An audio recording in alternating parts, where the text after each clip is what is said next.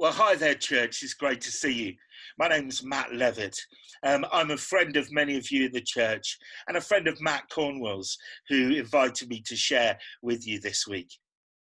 So we've had 13 or 14 weeks or so of lockdown, and they've been unusual times for us, to say the least. I wonder what you've been doing, how you've been spending your time.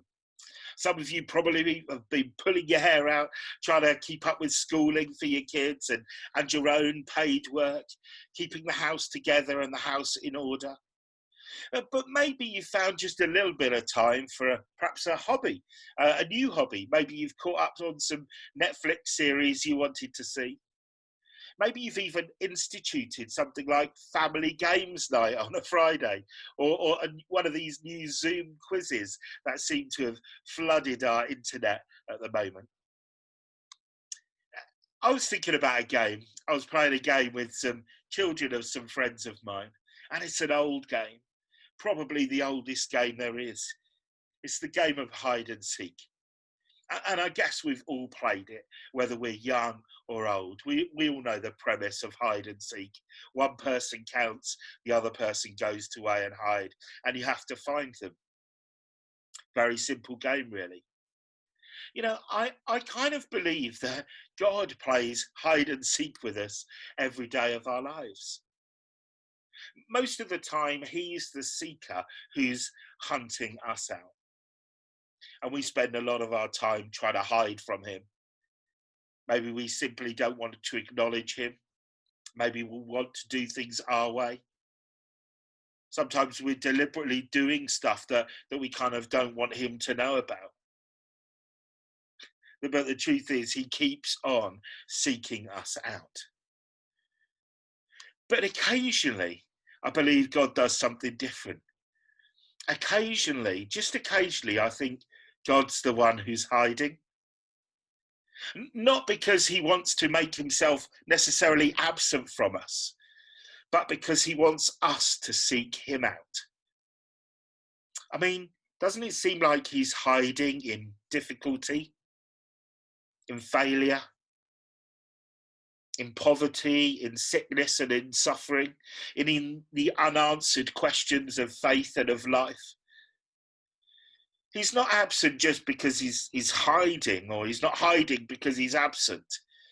He wants us to seek him out, because in that seeking, we grow in faith.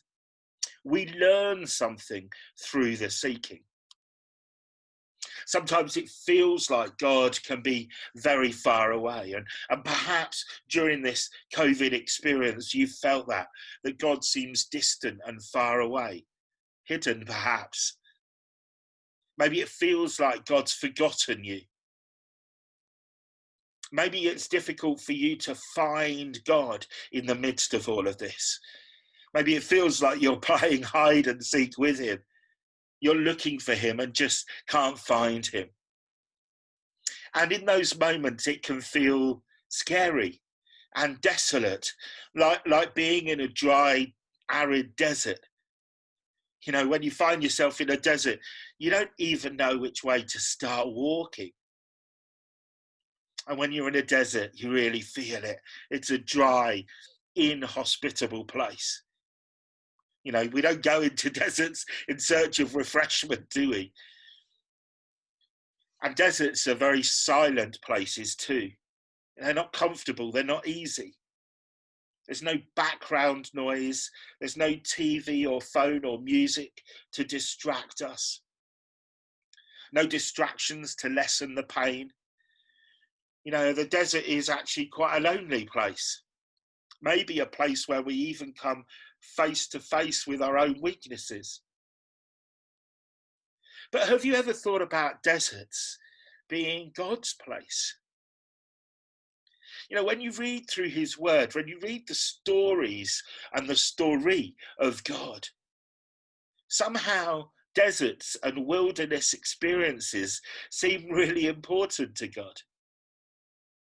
So much of his plan centers around deserts, and so much of the preparation of his people centers around deserts and wilderness. Noah, before the flood, was in the desert, And God was preparing him and all mankind. Joseph found himself in the desert when he's in a pit and his brothers have sold him off to slavery. The Israelites, they escaped from Egypt, and where did God lead them? He led them into the desert. They spent decades there because the truth is it was easy for God to get the Israelites out of Egypt, but it was much harder for him to get Egypt out of the Israelites. John the Baptist, when he was preparing the way for Jesus, where do we find him? In the desert wilderness, eating locusts and wild honey. Even Jesus himself spent time in the wilderness.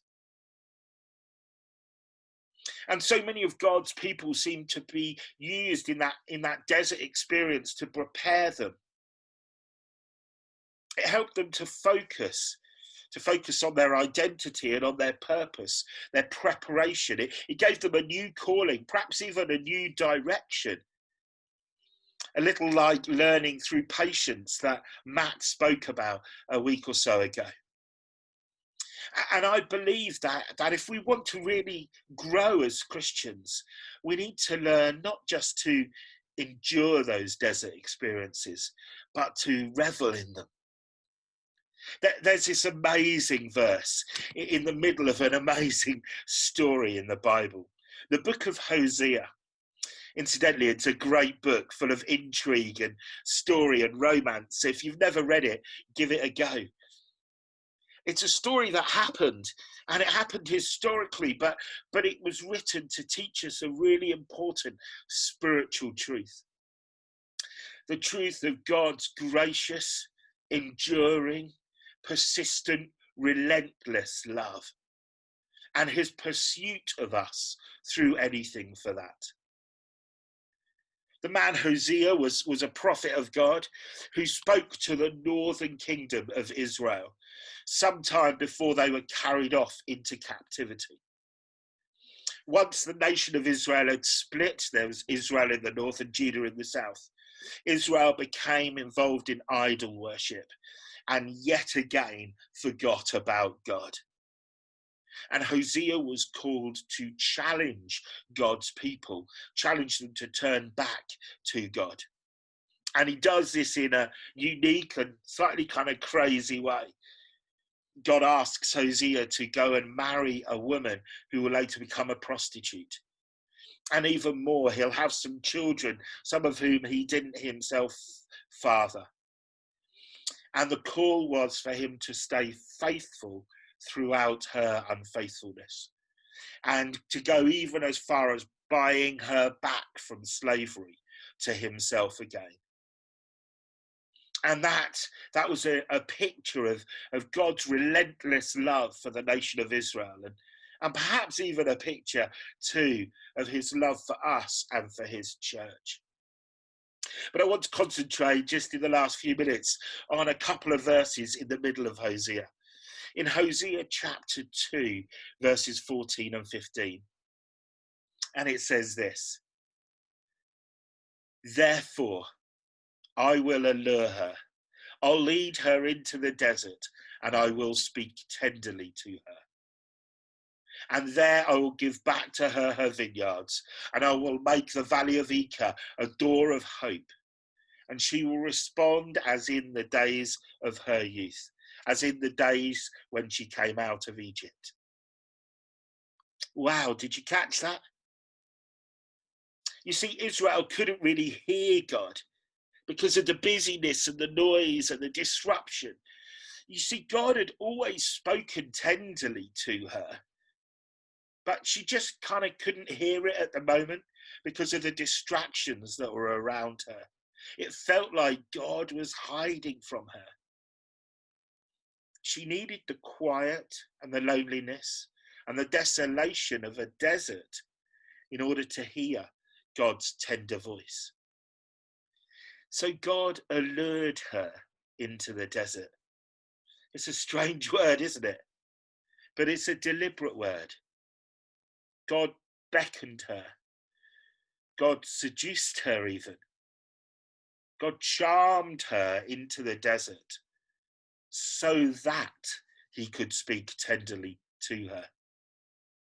Her time in the desert made her strong once again. And I know that in our lives too, we sometimes need the quiet and isolation of a desert experience in order to hear from God. And a desert doesn't have to just be sand. It could be financial worries. It could be a relationship breakdown. It could be a coronavirus. It could be your anxiety, your mental health, your physical health. It could be some past experience that's holding you back. The Valley of Acre was the scene of some of Israel's worst defeats and deepest sins. It was a scene of shame and embarrassment. But God took all of that and he transformed it into a doorway of hope. And I believe that God wants to allure us into the desert, to speak tenderly to us. Maybe that's what this lockdown's been about. Maybe he's allured us into a place so that he could speak quietly to us, to speak tenderly to us. I know these times can be terrible and difficult. They can be frightening and dangerous. But they're also times of beauty. They're times where if we listen carefully, we can become aware of the great, awesome majesty of God, the preciousness of life, and his relentless love for us. Because the truth is, beyond every desert experience in the Bible, beyond every Exodus, beyond the desert lies lands of milk and honey. But you can only get to them by going through the desert. So as I end, and as the lockdown slowly eases, as we're allowed outside, maybe for the first time,